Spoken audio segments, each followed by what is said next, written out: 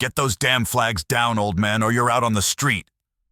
The landlord's voice, sharp and dripping with contempt, sliced through the humid air of the small apartment complex courtyard. Harold Grayson, a 91-year-old Vietnam War veteran, stood frozen on the cracked concrete, his weathered hands clutching a small American flag he'd just planted in the flowerbed.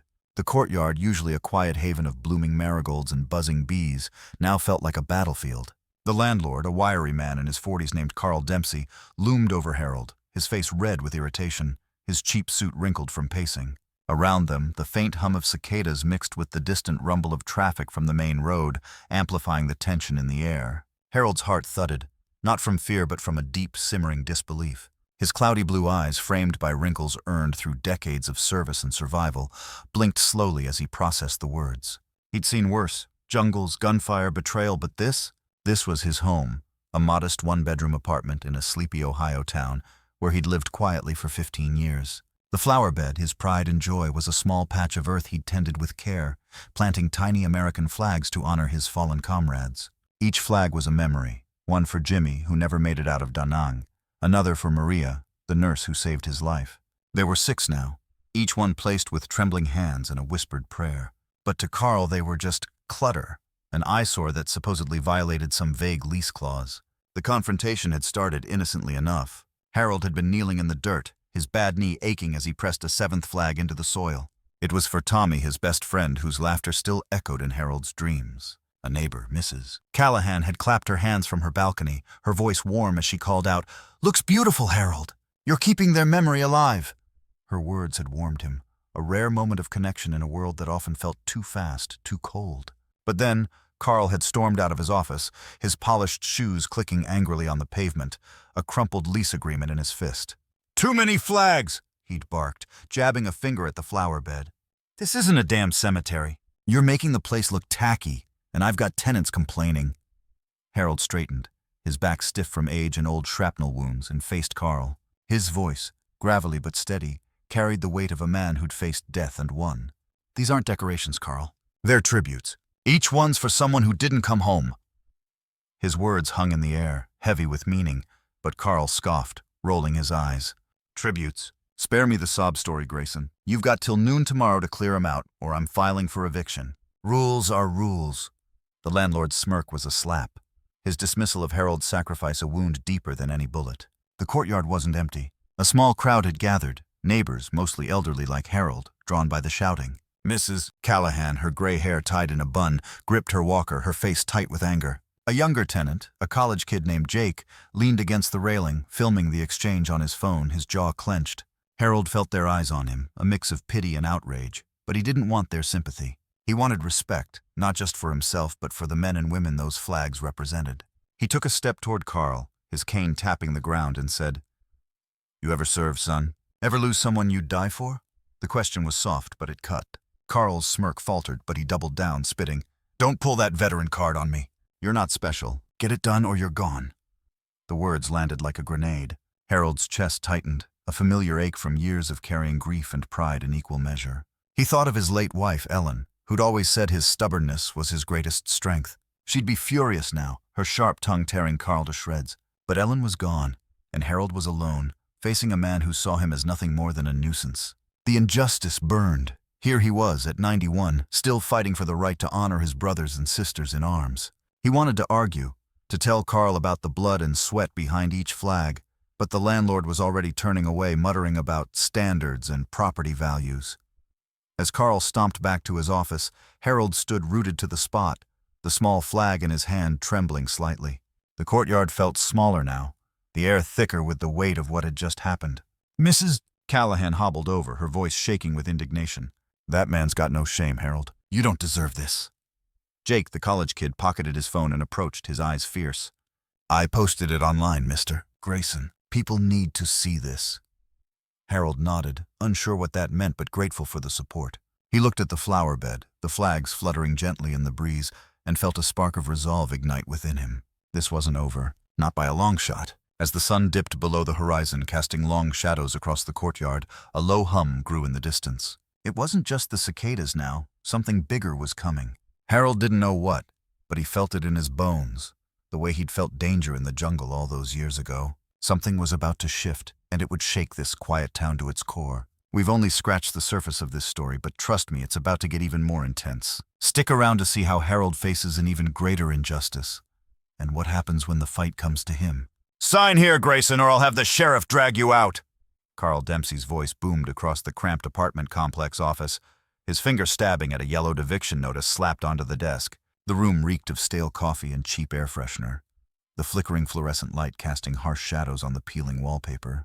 Harold Grayson, 91 years old and unyielding, stood tall despite the ache in his knees, his weathered hands gripping his cane like a lifeline.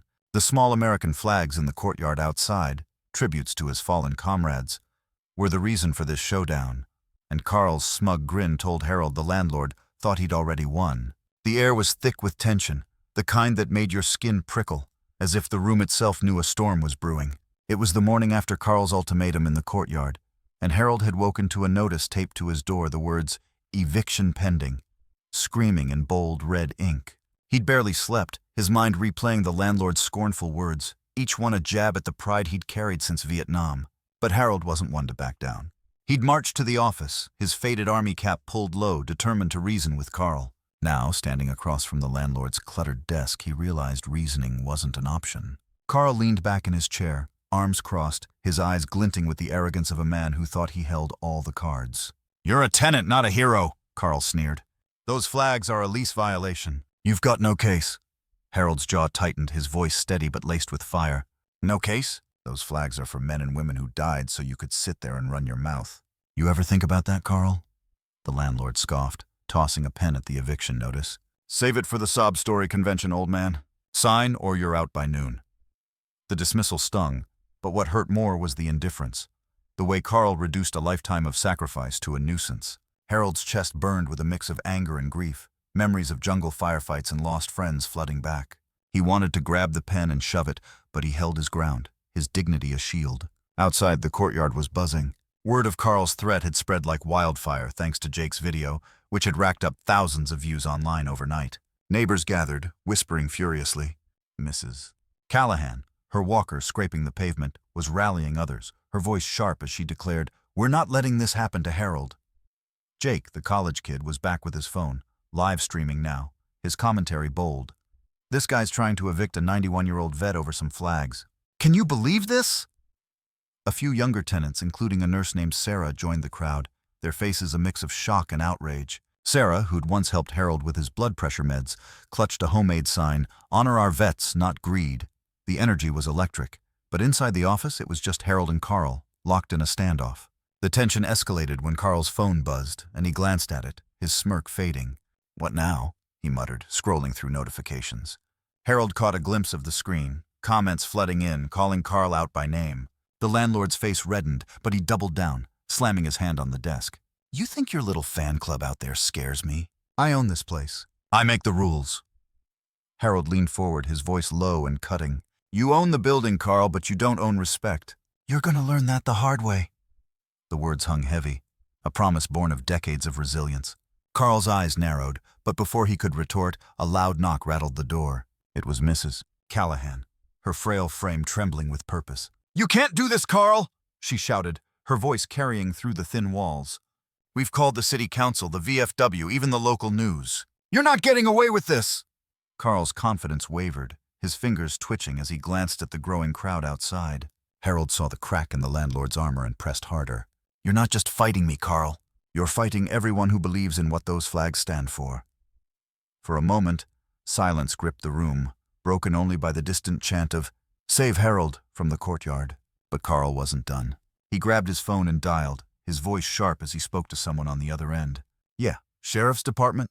I need an officer at Maple Grove Apartments. Got a tenant causing trouble." Harold's heart sank, not for himself but for the neighbors putting themselves on the line. He thought of Ellen, his late wife, who'd always said, "You don't win by fighting alone, Harold."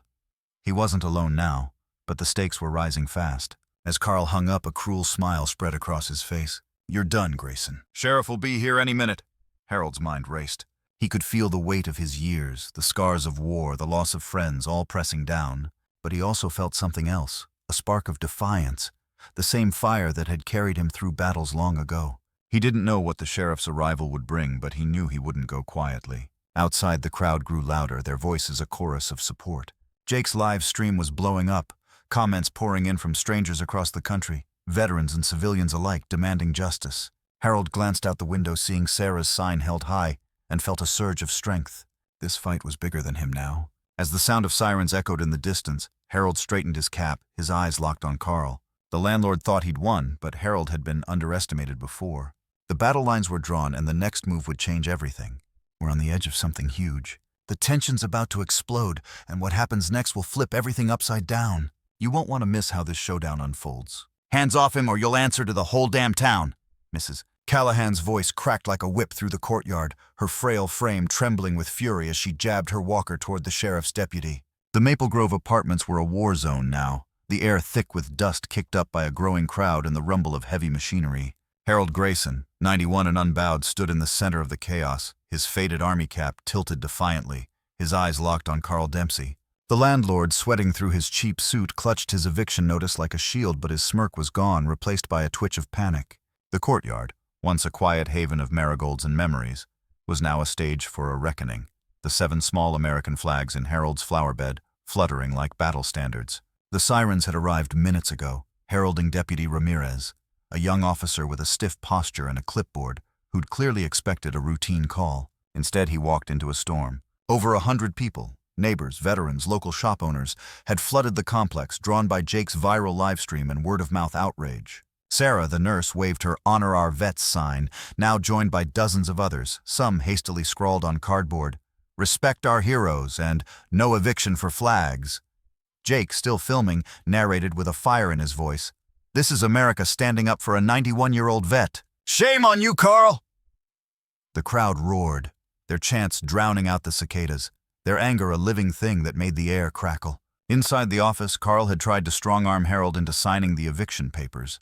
But the veteran's refusal, calm, resolute, and laced with a lifetime of grit, had rattled him. Harold's words still echoed, "You're fighting a losing battle, Carl. Those flags aren't going anywhere." The landlord's call to the sheriff backfired spectacularly when Ramirez, a veteran himself, hesitated at the sight of Harold's medals pinned to his jacket, visible through the office window. The deputy's radio crackled with updates from dispatch. The city council was involved, the mayor was on her way, and a news van from Channel 5 had just pulled up. Carl's face paled as he realized the tide was turning. The real shock came when a low rumble shook the ground and 3 city trucks rolled into the lot, their beds loaded with equipment.